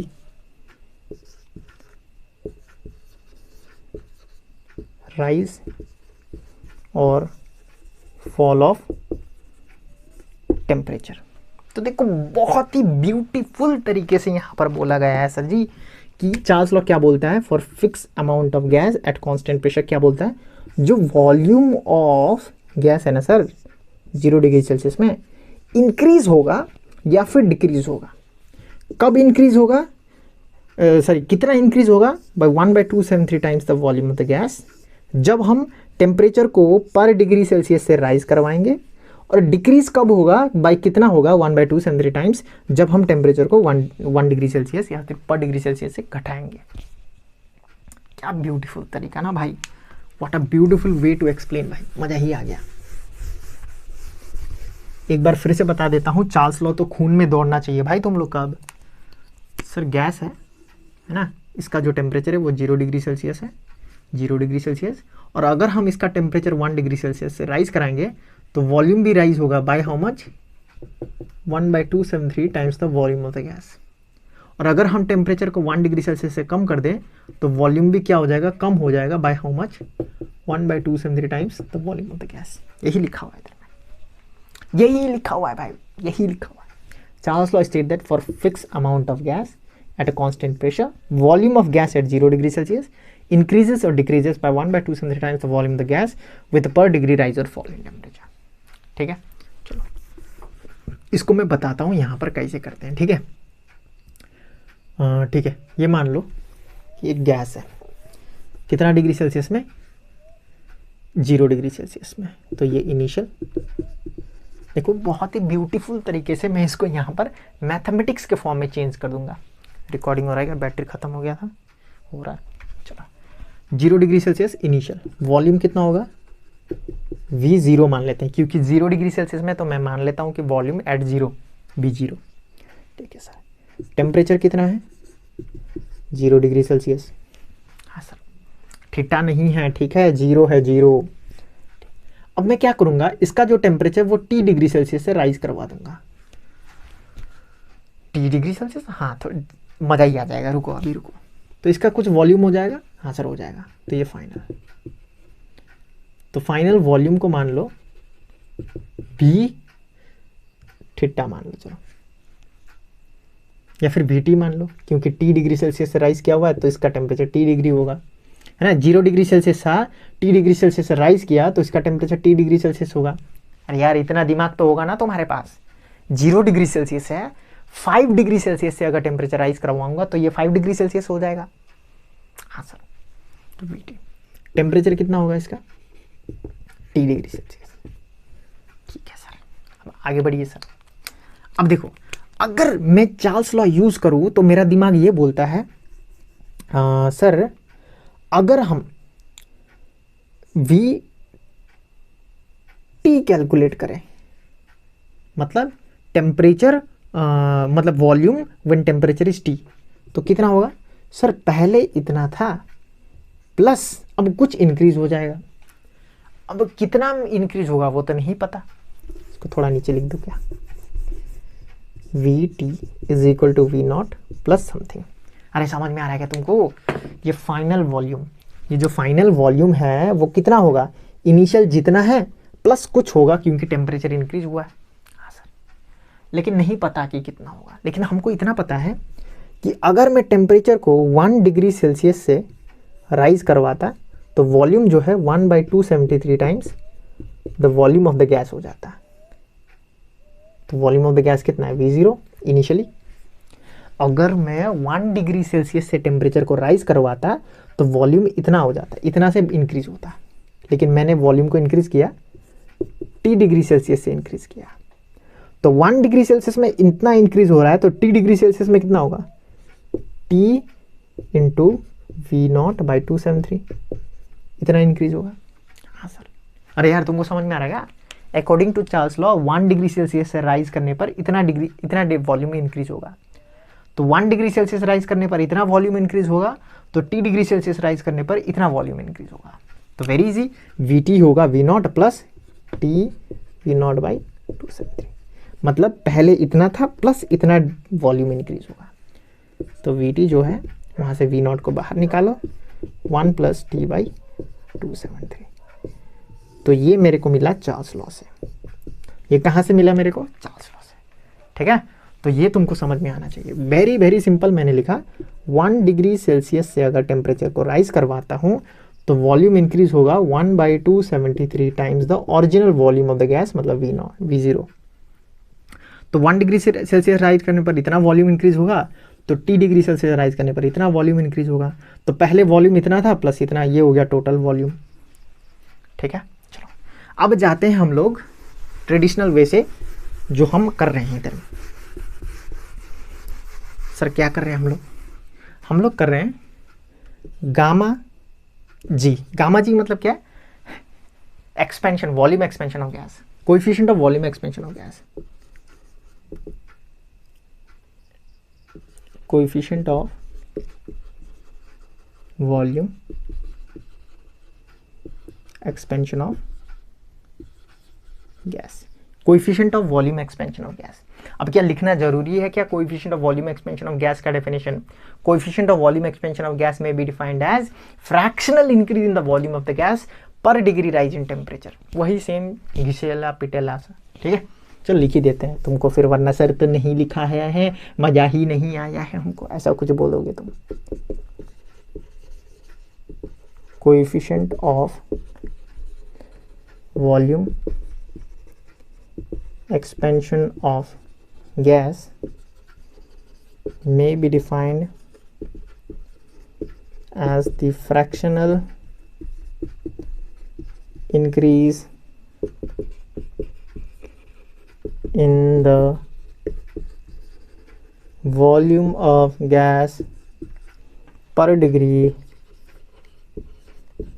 rise in temperature, जिसको हम लिख सकते हैं gamma G equals to V2 minus V1, या फिर यहाँ पर वही टेम्परेचर यूज़ करें जो यहाँ पर किया हुआ है।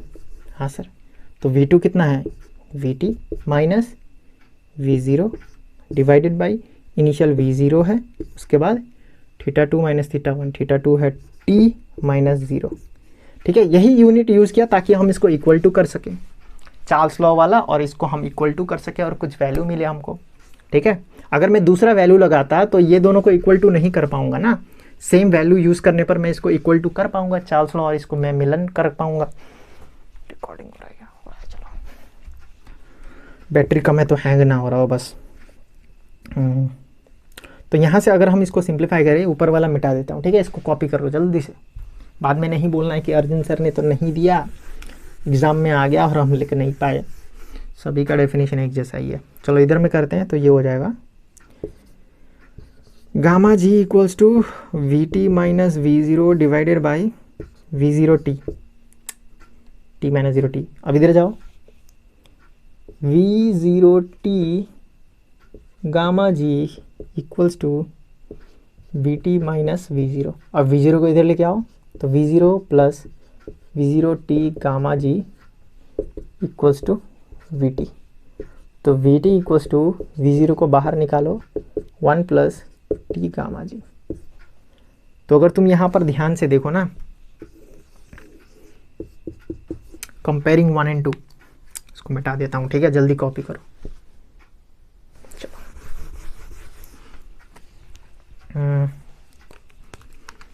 कंपेयरिंग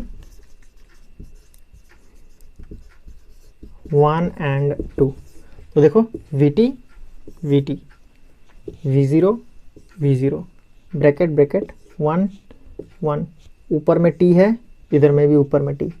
अब यहाँ पर गामा जी है, ठीक है, गामा जी इक्वल्स टू 1/273, और यूनिट गामा जी है तो इसका यूनिट वही हो सकता है, पर केल्विन हो सकता है, या फिर गामा जी जो है पर डिग्री सेल्सियस हो सकता है। ठीक है, तो ये सीजीएस और ये एसआई। तो ये क्वेश्चन आता है, what is the value of coefficient of thermal expansion of gas. Coefficient of volume expansion of gas कितना है, coefficient of volume expansion of gas. तो coefficient of volume expansion of gas जो होता है 1/273 होता है। याद कर लो भाई, coefficient of volume expansion of gas कितना होता है 1/273। Coefficient of volume expansion of gas कितना होता है 1/273। Coefficient of volume expansion of gas कितना होता है 1/273। तो आज इतना ही रिकॉर्ड करूंगा, अब इसमें मैं कट डाल के थर्मल कंडक्टिविटी करेंगे। ठीक है, अब मैं टायर्ड हो गया। तो अपना जो नेक्स्ट टॉपिक है उसको कंटिन्यू करते हैं, जो है थर्मल कंडक्टिविटी। ठीक है, लिखते हैं हेडिंग थर्मल कंडक्टिविटी। ठीक है सर जी।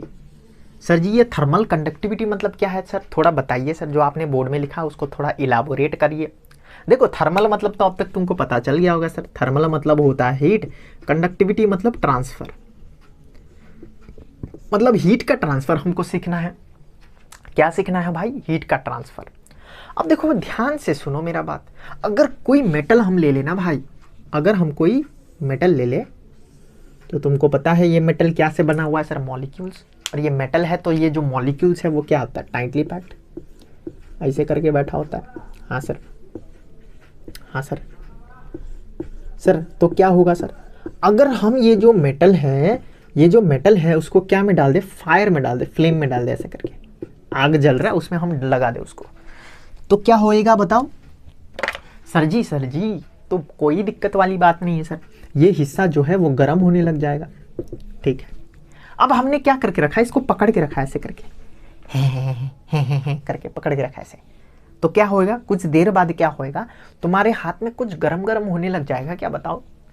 हाँ सर होने लग जाएगा, कोई दिक्कत वाली बात नहीं, ये तो होना ही था, क्योंकि जो हीट का ट्रांसफर होता है वो गर्म सरफेस से, गर्म एरिया से ठंडे एरिया में होता है। हाँ सर, तो पहले ये कोल्ड था, इधर में गर्म होते होते यहाँ से हीट का ट्रांसफर होने लगेगा भाई, हीट का ट्रांसफर इस तरफ। तो सबसे पहले ये वाला हिस्सा गर्म होगा, ये मॉलिक्यूल्स, फिर हीट का ट्रांसफर इस तरफ हो जाएगा, ये वाला गर्म हो जाएगा, फिर इस तरफ होएगा, ये वाला गर्म हो जाएगा। तो आस्ते आस्ते करके हीट का ट्रांसफर होएगा हॉट एरिया से कोल्ड एरिया में, hot part of the body to cold part of the body heat का ट्रांसफर होएगा। ठीक है सर, तो लिख लेते हैं इसको, heat is heat flow from hot part to cold part. ठीक है सर, समझ में आ गया, आगे बढ़िए सर। अब यहां पर ध्यान से सुनो, इस टर्म को, ये जो यहां पर हो रहा है हीट का ट्रांसफर एक पार्ट ऑफ द बॉडी से दूसरा पार्ट ऑफ द बॉडी, इसको बोलते हैं कंडक्शन ऑफ हीट। क्या बोलते हैं, कंडक्शन ऑफ हीट। सर ये कंडक्शन ऑफ हीट मतलब क्या है, it is the process of transfer of heat from hot part of the body to the cold part of the body without, ये ध्यान से सुनो भाई, without the actual movement of particle। हो sir क्या ही लिख दिया आपने, without the actual movement of particle. ध्यान से सुनो भाई, हीट का ट्रांसफर हो रहा है, हीट का ट्रांसफर ऑफ क्या हो रहा है, हीट कहां से कहां भाई, hot part of the body to cold part of the body. और ये जो हीट का ट्रांसफर हो रहा है ना, उसमें पार्टिकल का मूवमेंट नहीं हो रहा है। जैसे फॉर एग्जांपल ये पार्टिकल जहां पर है वहीं पर है, बस किसका मूवमेंट हो रहा है, हीट का मूवमेंट हो रहा है, without the actual movement of particle. इसको बोलते हैं कंडक्शन ऑफ हीट, हीट का मूवमेंट होना विदाउट मूवमेंट ऑफ पार्टिकल। समझ में आया। और इसी को हमें इस चैप्टर में पढ़ना है कि हीट जब मूव कर रहा है without the movement of particle, उसका स्पीड क्या होएगा। कुछ मेटल में स्पीड ज़्यादा होता है, उसको हम बोलते हैं कि इसका कंडक्टिविटी हाई है। किस किस मेटल में जो ट्रांसफर ऑफ हीट होता है वो लेट होता है, हम उसका बोलते हैं कंडक्टिविटी ऑफ हीट क्या है, कम है उसमें। समझ में आ रहा है क्या भाई? हेलो हेलो, हाँ सर समझ में आ रहा है सर। तो इसको जल्दी से कॉपी करो, हम मिटाते हैं और आगे बढ़ जाते हैं। ध्यान सुनो, ध्यान सुनो भाई, ध्यान सुनो। मैं ले रहा हूं एक मेटल, ठीक है, क्या ले रहा हूं, एक मेटल ले रहा हूं इधर में। ये जो वायर है या फिर मेटल जो भी मान लो, इसका जो क्रॉस सेक्शनल एरिया वो कितना माना है, ए। क्रॉस सेक्शनल एरिया मतलब मालूम है ना भाई तुम्हें, इलेक्ट्रिसिटी करंट इलेक्ट्रिसिटी किया ना, इसको क्रॉस सेक्शनल एरिया ए। और इसका जो लेंथ है उसको मान लेते हैं, लेंथ ऑफ वायर एक्स मान लेते हैं इसको, यहां से यहां क्या मान लेते हैं, एक्स। ठीक है सर। अब यहां पर हम हीट का ट्रांसफर कराएंगे, लेकिन सर जी हीट का ट्रांसफर कराने के लिए एक तरफ गर्म होना चाहिए और एक तरफ ठंडा, तभी हीट का ट्रांसफर होएगा। अरे यार, जैसे कि फॉर एग्जांपल अगर मैं ये ले लूँ तो यहाँ पर कोई हीट का ट्रांसफर हो रहा है क्या? नहीं हो रहा है सर, क्योंकि ये जितना गर्म है ये पार्ट भी उतना ही गर्म है, तो यहाँ पर हीट का ट्रांसफर नहीं होएगा। अगर मुझे हीट का ट्रांसफर कराना है तो एक पार्ट को मुझे गर्म कराना पड़ेगा, ताकि गर्म एरिया से ठंडे एरिया में क्या हो, हीट का ट्रांसफर हो। अरे यार हाँ सर, बढ़िया है सर। सो कैसे करें? तो एक साइड गर्म कर देते हैं, इधर में गर्म कर दो भाई, इधर में ठंडा कर दो। मतलब ठंडा क्या करना, ठंडा ही हो, इधर में गर्म। तो मान लो ये जो गर्म पोर्शन है इसका टेम्परेचर है θ1, तुम θ2 मान लो, कुछ दिक्कत वाली बात नहीं, मैं मान रहा हूँ कुछ θ2, कोल्ड पार्ट को θ2 मान लो, ठीक है। मतलब जो ये θ1 है वो क्या है, बढ़ का है θ2 से। ठीक है सर, आगे बढ़िए। अब यहां पर हीट का ट्रांसफर हो रहा है for time T, time T के लिए हीट का ट्रांसफर हो रहा है। ठीक है सर। अब देखो ध्यान से जो मैं बोल रहा हूं तुमको, फैक्टर इफेक्टिंग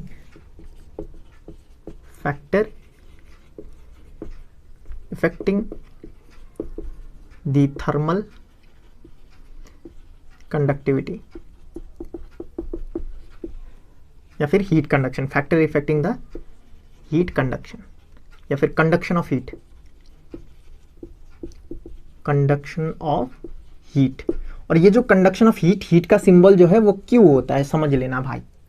चार्ज को भी क्यू बोलते हैं और हीट को भी क्यू बोलते हैं, टेंशन नहीं लेना है। हाँ सर, हमने करंट एंड इलेक्ट्रिसिटी में तो क्यू को चार्ज बोला हुआ था, तो कोई दिक्कत वाली बात नहीं भाई। हीट का सिंबल क्या है, हीट का सिंबल क्यू, और चार्ज का भी सिंबल क्यू होता है, उसमें दिक्कत वाली बात नहीं है, तुम समझ जाना, ठीक है। इधर कंफ्यूज नहीं होने लग जाना। तो यहाँ पर हीट है। अब ध्यान सुनो, conduction of heat will be directly proportional to area बोलने से कोई दिक्कत है क्या तुमको? तुम बोलोगे हाँ सर हमको तो बहुत दिक्कत है सर, कैसे आपने directly Q equal directly proportional to A लिख दिया, बताइए हमको। अरे यार भाइयों देखो, तुम्हारे घर में अगर चूल्हा में कुछ रखा हुआ है अभी, तो वहाँ पर जाओ, ठीक है। जाके क्या करना, वहाँ पर ऐसे एक उंगली करना और ऐसे एक पाम करना और ऐसे करके वहाँ पर रख देना वो बर्तन में। तो क्या होएगा बताओ, तुमको एकदम आनंद की अनुभव होगा। हाँ सर, मज़ा ही आ जाएगा मेरे को तो। क्या होएगा, हीट का ट्रांसफ़र होएगा वो बर्तन से तुम्हारे हाथ में। अब मुझे ये बताओ कि कौन सा वाला हाथ में तुम्हारे को ज़्यादा हीट मिलेगा, ये वाला कि ये वाला? सर ये वाला। क्यों? अरे यार ज़्यादा सरफेस एरिया जो है वो हीट के साथ कांटेक्ट में आ गया ना, तो ज़्यादा हीट ट्रांसफ़र हो जाएगा तुम्हारे हाथ में। तो ये जो हीट का कंडक्शन है वो डायरेक्टली प्रोपोर्शनल होगा क्रॉस सेक्शनल एरिया को। जितना ज़्यादा क्रॉस सेक्शनल एरिया उतना ज़्यादा हीट का ट्रांसफ़र होता है बॉडी में। समझ में आ रहा है क्या भाई? हाँ सर समझ में आ रहा है। तो 1 नंबर क्या है, हीट जो है वो directly, conduction of heat directly proportional to cross sectional area. Conduction of heat is directly proportional to the cross sectional area. ठीक है, ठीक है सर, समझ में आ गया। आगे बताइए सर। आगे देखो क्या है, number 2, Q directly proportional to difference in temperature, θ1 minus θ2। ये गर्म है तो θ1 आगे लिखेंगे, θ2 ठंडा है कमती होता है तो θ2 पीछे। सर ये भी नहीं समझ में आया, थोड़ा इलाबोरेट कीजिए सर। अरे यार देखो, अगर ये टेम्परेचर मान लो 100 डिग्री सेल्सियस है और ये टेम्परेचर जो है 99 डिग्री सेल्सियस है, तो तुमको क्या लगता है यहाँ पर हीट का ट्रांसफर होगा? हाँ सर होएगा, क्यों नहीं होगा। टेम्परेचर डिफरेंस है, ये थोड़ा गर्म है ये थोड़ा ठंडा है, तो ट्रांसफर तो होगा, लेकिन उतना ताबड़तोड़ ट्रांसफर नहीं होगा जितना यहां पर होगा अगर ये 0 डिग्री सेल्सियस हो। क्या तुम्हें समझ में आ रहा है? अगर ये 100 डिग्री सेल्सियस, इस साइड में 100 डिग्री सेल्सियस, इस साइड में 0 डिग्री सेल्सियस, तो जो ट्रांसफर ऑफ हीट होएगा वो एकदम ताबड़तोड़ होएगा। ठीक है, तो जितना ज्यादा डिफरेंस इन टेम्परेचर होगा उतना ज्यादा कंडक्शन ऑफ हीट होएगा। तो conduction of heat is directly proportional to the difference in temperature लिख लो, अभी उतना ही काफी है। ठीक है सर। नंबर 3, Q जो है वो इनवर्सली प्रोपोर्शनल होगा X, मतलब जितना लंबा होगा ना, जितना लंबा होगा उतना कमती हीट का ट्रांसफर होएगा। जैसे कि अगर छोटा सा बर्तन है, मतलब छोटा सा वायर, तो यहाँ से यहाँ हीट एकदम से जल्दी से ट्रांसफर हो जाएगा, कंडक्शन ऑफ हीट फटाफट हो जाएगा। लेकिन अगर लंबा है रास्ता तो टाइम लगेगा थोड़ा। तो इसीलिए अगर लंबा है ना, ज़्यादा है, अगर x का वैल्यू ज़्यादा है, लेंथ ऑफ द वायर ज़्यादा है, तो जो कंडक्शन है वो थोड़ा कमती होगा। और अगर ये जो वायर है वो कमती है तो कंडक्शन ऑफ हीट क्या है, बढ़िया होगा। तो यहाँ पर कंडक्शन ऑफ हीट जो है is indirectly proportional to width of the wire, width of wire. ठीक है सर, समझ में आ गया, आगे बढ़िए sir. Number 4 last, heat conduction जो है वो डायरेक्टली प्रोपोर्शनल होता है टाइम। जितना टाइम तक हम हीट को ट्रांसफर होने देते हैं उतना ज्यादा कंडक्शन ऑफ हीट हो जाता है। ठीक है, ये तो इजी है, समझ में आ गया होगा। अब हम क्या करेंगे, इन सबको कोलैबोरेट कर देंगे। तो सबको कोलैबोरेट करने पर हमको ये मिलता है, Q directly proportional to A ऊपर में है, θ1 माइनस θ2 भी ऊपर में है, 1 और T ऊपर में है, और नीचे में कौन है, सिर्फ X। तो ये हमको मिलता है। हाँ सर ठीक है। रिकॉर्डिंग हो रहा है क्या भाई? हो रहा है। हाँ सर ठीक है। अब ये डायरेक्टली प्रोपोर्शनल साइन को हटाने से क्या आएगा, कांस्टेंट आएगा, Q equals to KA θ1 minus θ2। अरे यार ये थीटा कहीं नहीं लिख रहा है, θ1 माइनस θ2 T बाई एक्स। और ये जो K है ये है constant, coefficient of thermal conductivity. K को क्या बोलते हैं भाई साहब? K को बोलते हैं कोएफिशिएंट ऑफ थर्मल कंडक्टिविटी। ठीक है, तो K को क्या बोलते हैं? K को बोलते हैं कोएफिशिएंट ऑफ थर्मल कंडक्टिविटी।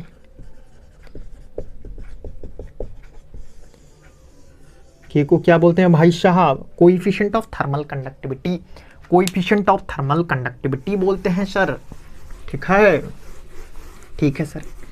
चलो, तो ये याद कर लेना, ये सब फैक्टर था, factor that depend the conduction of heat. ठीक है, कंडक्शन ऑफ हीट।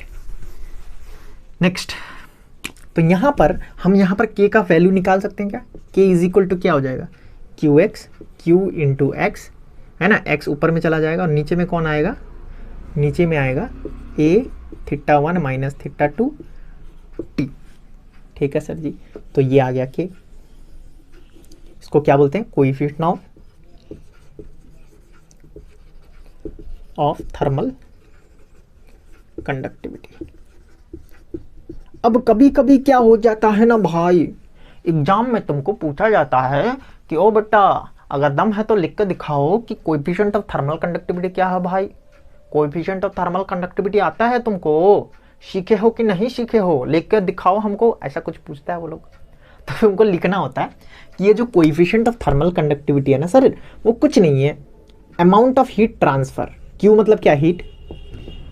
अरे यार इतना हीट को हम लोग ट्रांसफर करवा रहे हैं अभी इधर में, क्यू को, है ना। क्यू कहाँ से कहाँ जाएगा, हॉट टू कोल्ड में जाएगा, हीट का ट्रांसफर इस तरफ होएगा। तो जो के होता है वो अमाउंट ऑफ हीट ट्रांसफर। ठीक है सर, जब x का वैल्यू भी 1 हो, a का वैल्यू भी 1 हो, डिफरेंस इन टेम्परेचर भी 1 हो और टाइम भी यूनिट टाइम हो, ऐसा कुछ करके हम लोग इसको डिफाइन कर देते हैं। ठीक है, समझ में आया कि नहीं है? सर नहीं समझ में आया सर? तो देखो यहाँ पर हम लिख सकते हैं, देखो मैं पहले डेफिनेशन लिखूंगा और तुमको दिखाऊंगा कि कैसे करके हमने ये फॉर्मूला से यहाँ पर डेफिनेशन लिखा है, ठीक है। तो देखो coefficient of thermal conductivity, coefficient of thermal conductivity may be defined as the amount of heat conducted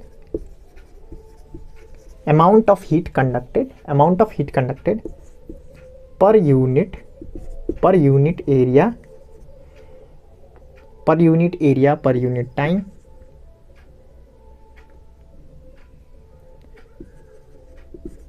per unit area per unit time when the temperature difference between the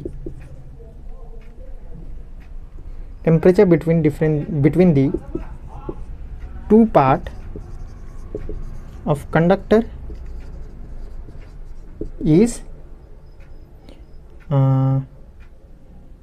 1 degree Celsius, difference 1 degree Celsius, या फिर हम ऐसे करके लिख सकते हैं when the temperature difference between the conductor is 1, है ना, is in unity, लिखता है is in unity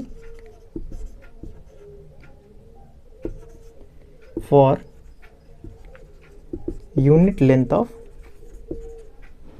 conductor, ठीक है। तो हमने क्या किया, ये फॉर्मूला के इस्तेमाल करके बढ़िया तरीके से एक सेंटेंस फॉर्म करवा दिया, जिससे डेफिनेशन निकल गया कोएफिशिएंट ऑफ थर्मल कंडक्टिविटी का। सर नहीं समझ में आया, आपने तो क्या क्या लिखा, 10 बार मिटाया फिर लिखा, क्या कर रहे थे सर आप बताइए जरा। तो देखो मैं तुमको सिखाता हूँ इसको कैसे बनाते हैं, ठीक है। ध्यान सुनो, ये जो के है ना भाई, ये जो के है उसको बोलते हैं कोएफिशिएंट ऑफ थर्मल कंडक्टिविटी, और ये जो कोएफिशिएंट ऑफ थर्मल कंडक्टिविटी है वो इक्वल्स टू की हो जाएगा अगर इसका वैल्यू भी 1 हो, इसका वैल्यू भी 1 हो, इसका वैल्यू भी 1 हो, और ये जो टेम्परेचर डिफरेंस है उसका वैल्यू भी क्या हो 1। तो मैंने ये डेफिनेशन में कुछ नहीं किया है, मैंने ये डेफिनेशन में सबका वैल्यू को 1 बना दिया। सर कैसे दिखाइए, देखो coefficient of thermal conductivity may be defined as the, ये तो लंबा करने के लिए बनाया है, अमाउंट ऑफ हीट कंडक्टेड, ये बॉक्स में क्या लिखा है Q, ये जो बॉक्स है फर्स्ट नंबर बॉक्स उसमें क्या लिखा हुआ Q, amount of heat conducted. उसके बाद पर यूनिट एरिया, मतलब एरिया को 1 बना दिया, पर यूनिट टाइम, मतलब ये टाइम को भी 1 बना दिया, when the temperature difference between the two part of the conductor is unity, तो टेम्परेचर डिफरेंस को भी मैंने क्या करवा दिया, यूनिटी बना दिया, 1 बना दिया, for unit length of conductor, और लेंथ ऑफ द कंडक्टर को भी मैंने 1 बना दिया। तो बहुत ही बढ़िया तरीके से हमने क्या किया, डेफिनेशन को लिख दिया कि coefficient of thermal conductivity may be defined as the amount of heat conducted per unit area per unit time when the temperature difference between the two part of the conductor is unity for unit length of conductor. समझ में आया? तो बहुत ही बेहतरीन तरीके से हमने यहाँ पर थर्मल कंडक्टिविटी को भी कर लिया है। अब यहाँ पर एक नया कॉन्सेप्ट आता है, वो यूनिट को डिस्कस करना है, नया कॉन्सेप्ट नहीं, यूनिट को डिस्कस करना है, यूनिट, ठीक है sir, unit of thermal conductivity, very very important question, thermal conductivity, यहां से क्वेश्चन आता है, ठीक है भाई। देखो यूनिट ऑफ थर्मल कंडक्टिविटी में, देखो मैंने तुम्हें 1000 बार बोला है कि अगर तुम्हें यूनिट फाइंड करना है तो तुम्हें क्या आना चाहिए, फॉर्मूले आना चाहिए। थर्मल कंडक्टिविटी का फॉर्मूला क्या है sir, K is equal to QX divided by A θ1 minus θ2 T। ऐसा कुछ है क्या सर? हाँ सर ऐसा ही कुछ है। अब ध्यान से सुनो मेरा बात, ध्यान से सुनो, ये जो Q है, Q मतलब हीट, और हीट का यूनिट क्या होता है, जूल। हाँ सर, X मतलब लेंथ है, तो लेंथ का यूनिट होता है मीटर, ठीक है सर। एरिया का यूनिट होता है मीटर स्क्वायर सर जी। और ये जो θ2 माइनस θ1 है, इसको माइनस करने पर टेम्परेचर मिलता है, तो मैं लिख दूंगा पर केल्विन ऐसा यूनिट में, और चाहे पर केल्विन नहीं, केल्विन, केल्विन है ना, टेम्परेचर θ2 माइनस θ1 करने पर केल्विन मिलता है, और टाइम का तो सेकेंड होता है, इसमें कोई दिक्कत वाली बात नहीं है। अब देखो यहाँ से 1 मीटर कट जाएगा और यहाँ से 1 मीटर कट जाएगा, तो हमारा को यूनिट क्या मिलेगा भाई, हमारा को यूनिट मिलेगा जूल पर मीटर पर केल्विन पर सेकेंड। तो ये है यूनिट, ऐसा यूनिट ऑफ थर्मल कंडक्टिविटी।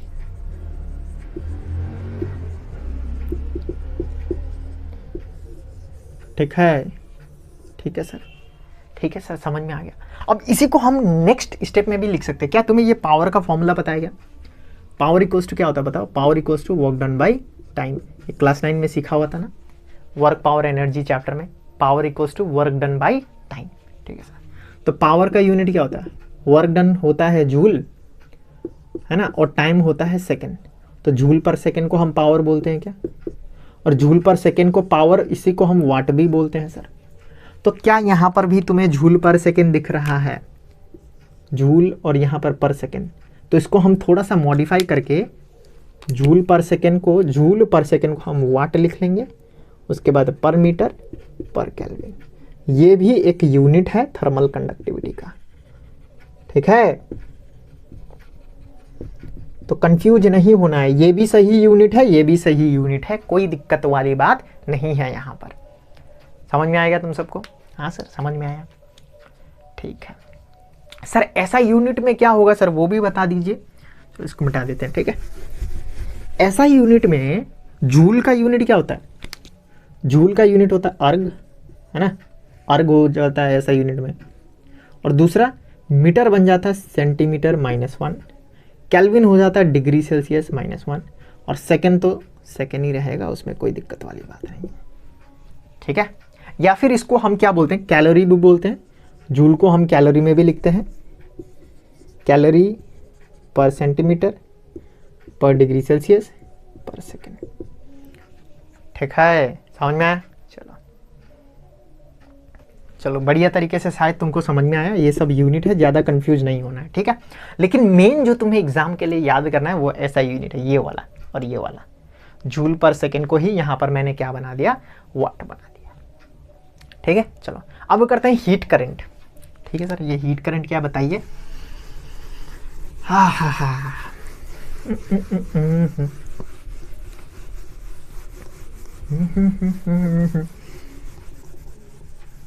अब देखो, थोड़ा सा हम करंट चैप्टर से यहाँ से रिलेट करके पढ़ेंगे तो बढ़िया मजा आएगा। देखो, अगर ये वायर है ना, अगर ये वायर है और यहाँ पर अगर करंट फ्लो हो रहा है तो हम क्या बोलते हैं सर जी? चार्ज फ्लो हो रहा है। अगर यहाँ पर चार्ज फ्लो होगा तो करंट मतलब क्या है? Charge flow per unit time, है ना। करंट मतलब क्या है? करंट मतलब क्या है? Rate of flow of charge. तुमने करंट इलेक्ट्रिसिटी किया है क्या? Rate of flow of charge. Current को क्या बोलते हैं हम लोग? Rate of flow of charge. ठीक है, rate of flow of charge मतलब कितना चार्ज फ्लो हो रहा है कितना टाइम में, उसी को हम करंट बोलते हैं, rate of flow of charge. या फिर हम ऐसे बोल सकते हैं कि current may be defined as charge flow per unit time. Current may be defined as charge flow per unit time, वो भी हम बोल सकते हैं, उसमें कोई दिक्कत वाली बात नहीं है। ठीक है, चलो। और इसी तरीके से हीट करंट मतलब क्या है? हीट करंट मतलब क्या है? जैसे कि एक वायर है, इसमें हीट फ्लो हो रहा है। क्या फ्लो हो रहा है? हीट। तो हीट करंट मतलब क्या है? हीट करंट मतलब क्या है? हीट करंट मतलब rate of flow of heat, rate of flow of heat. तो थोड़ा सा समझो इसको। हीट करंट मतलब rate of flow of heat, और करंट मतलब क्या है? Rate of flow of charge. ये वो करंट वाला चीज़ है ना, बिजली वाला, और ये हीट का चीज़ है। हीट करंट मतलब क्या है? Rate of flow of heat. या फिर हम इसको बोल सकते हैं heat current may be defined the heat flow from the conductor per unit time। ठीक है, समझ में आएगा? या फिर हम इसको छोटा करके भी लिख सकते हैं, heat current may be defined as rate of flow of heat. तो दो डेफिनेशन है, कुछ भी लिख सकते हो तुम। ठीक है, अब ये इसको देखो ना भाई, rate of flow of heat या फिर heat flow per unit time मतलब क्या है, हीट करंट मतलब, हीट करंट मतलब क्या है, heat flow per unit time. समझ में आया?